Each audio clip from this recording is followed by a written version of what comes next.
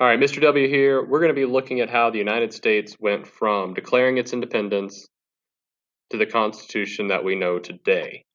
All right, there it is. In the beginning, the United States had what was called the Articles of Confederation. This set up a weak friendship amongst the different states, and every state kind of controlled themselves as almost independent nations. Congress had very few powers. There was no executive or judicial branch, so no president, no Supreme Court. So some weaknesses of the articles, there was no central government to speak of. The government couldn't tax, which I know sounds great, but it's really not. The government needs money to do things. It couldn't draft an army, couldn't make a navy, it couldn't print its own currency. If you look over here, we have an example of what money kind of looked like in that time. And every state printed its own money. So if I had money from Virginia, I couldn't necessarily spend it in Georgia or Maine. It was only good in Virginia most of the time. So you could see how that'd be a problem. There was no Supreme Court, so there was no uniform way to look at the laws. And so not only that, but it was difficult to make laws. Like 9 out of the 13 states had to agree, and that's not easy. Amending the articles weren't easy either. Rather than requiring some group of states to amend it, it required all 13 states. Good luck. So the 1780s was this early period in America. We'd won our independence, but we had a weak central government and was unable to act. And states, well, they started to fight amongst themselves. They didn't have anyone else to fight now. And so they started banning each other's trade. They couldn't agree. They couldn't print their money. And it was just chaos. There was this thing called Shays' Rebellion, which is an uprising of farmers. It was essentially a mob, and they were going around destroying shops, destroying courthouses, beating people up, and it was just riots everywhere about people like just unhappy with the government. The government couldn't react. They couldn't raise any soldiers. They didn't have a police force to speak of, and the government was too weak to do anything about it. And people got scared because they realized, well, what happened if like we were invaded? What happens if England comes back? The government can't do anything. And that was just an obvious problem. Recognizing this problem, they had what was called the Philadelphia Convention.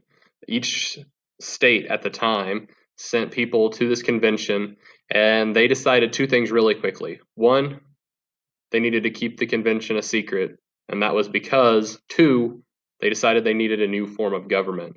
And that was technically like treason because they wanted to throw out the old government and make a new one. So they were keeping it on the down low. Um, these guys weren't going to agree on most things, but they did agree that they had to change something. So there was a lot of compromises made, some good, some not so good, but they were determined to make something happen. One of the first problems that came up right away was the idea of big states versus small states.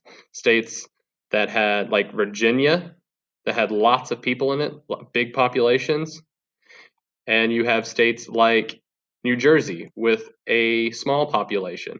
And they're trying to decide who gets the power and how much power each one should have and how they should be represented. Right?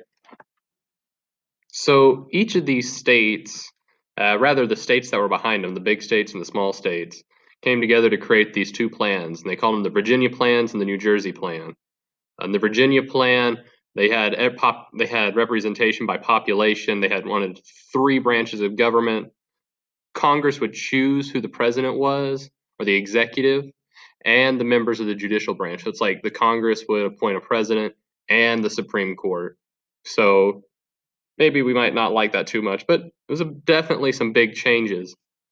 The New Jersey plan, on the other hand, was much more limited in terms of what it wanted to change. It wanted a single body in Congress of elected representatives, and it would essentially keep the articles as they were, but give the government the powers it needed in a very limited scale. Um, Essentially, every state would be equal. Each state would have one vote, regardless of how many people live there, regardless of size. Um, and they also wanted a plural executive, so like two presidents. So clearly, these two ideas, we didn't go with them. we wound up with what's called the Great Compromise or the Connecticut Plan, and essentially just brought these two ideas together. Why not both? We got a bicameral legislature, which is a lower house, which is the House of Representatives, and it's based on population. All right, and then it's voted on by those living in each state.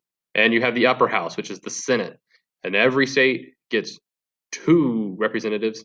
And in the beginning, these representatives were elected by state governments, not the people. That won't come along for much later.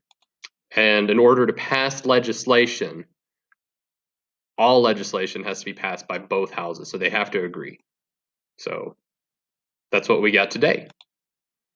So not all the compromises were as good as the Great Compromise. One of the things that would wind up coming out of this convention was something known as the 3/5 Compromise.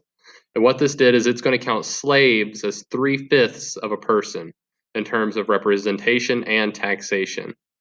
So southern states, and at that time many of the northern states, which had large slave populations, they wanted to have the slaves counted as people in order to gain extra representation and more power in government. And what the compromise was there was they would only count 3/5 of them, because the smaller states or states that didn't have slaves were like, no, you can't count these people. If they don't have rights, they're not citizens, they don't count. And there's so many problems here that I'm sure are running around in your head, but that's what their compromise was. The other compromise that they came to was that the Congress could not tax exports, or they couldn't tax slaves, all right? And Congress could do nothing about slavery for 20 years. They wanted to push that issue down the road. They were like, hey, we can't agree on this. We're not going to agree on this, but we got to create a government. So let's compromise and just in the Constitution, 20 years, we'll revisit this. And, well, it didn't go well, but yeah.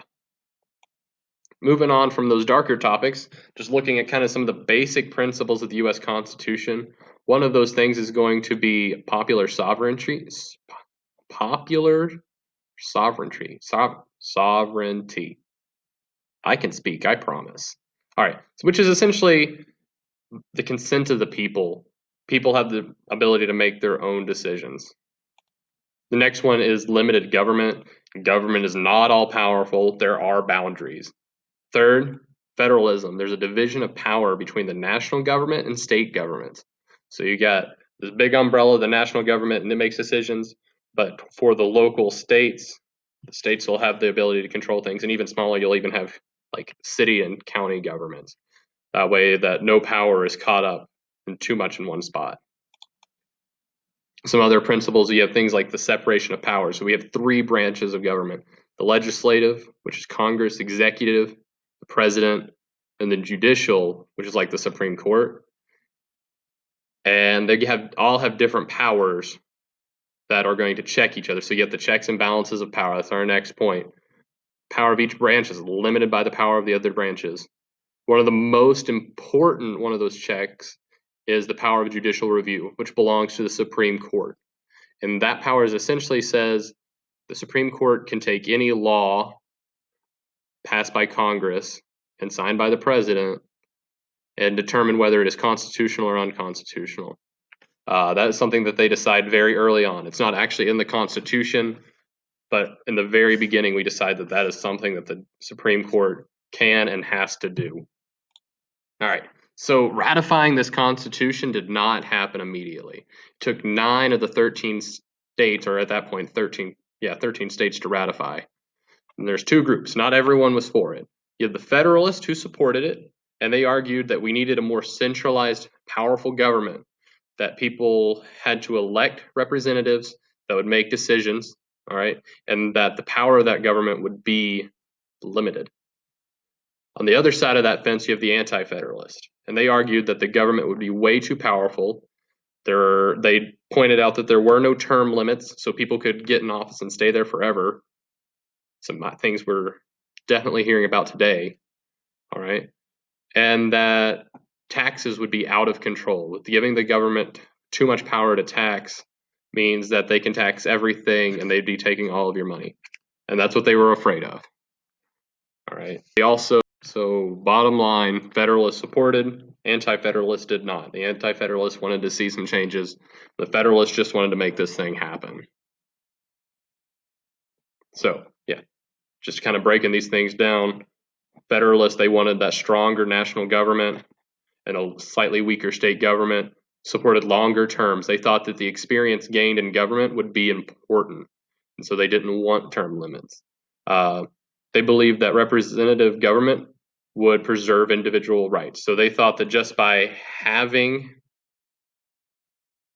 the Constitution and having a lot of people in government, that individual rights would be preserved. The Federalists were fed up with the Articles of Confederation, and they demanded that they had to change. They needed something else.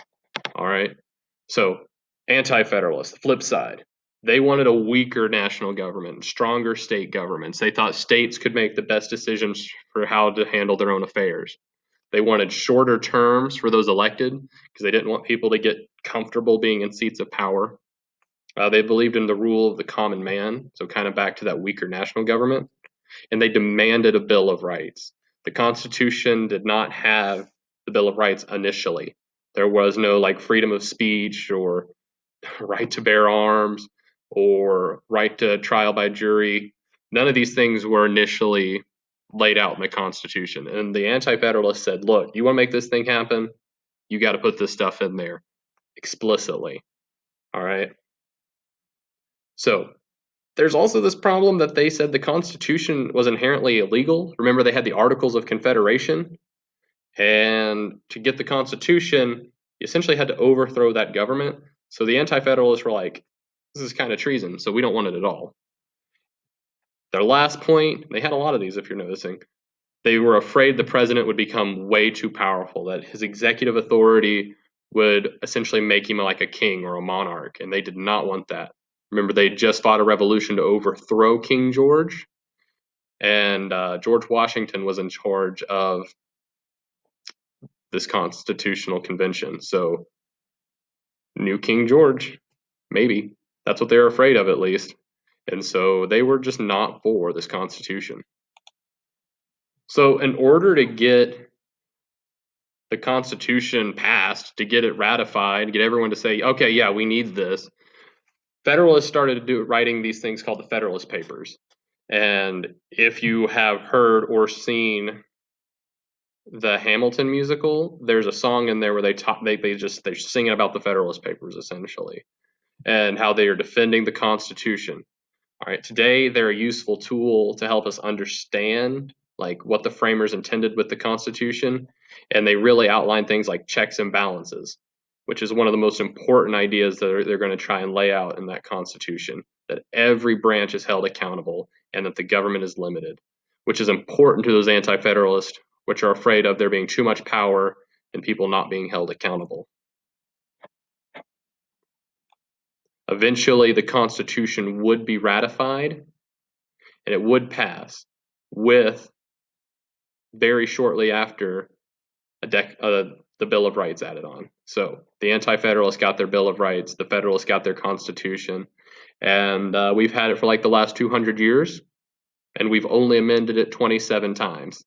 So they did a pretty decent job. It's still hanging on. It's one of the oldest living documents in the world now. Thanks so much for hanging in there with me. It's kind of a long video. Have a great rest of your day.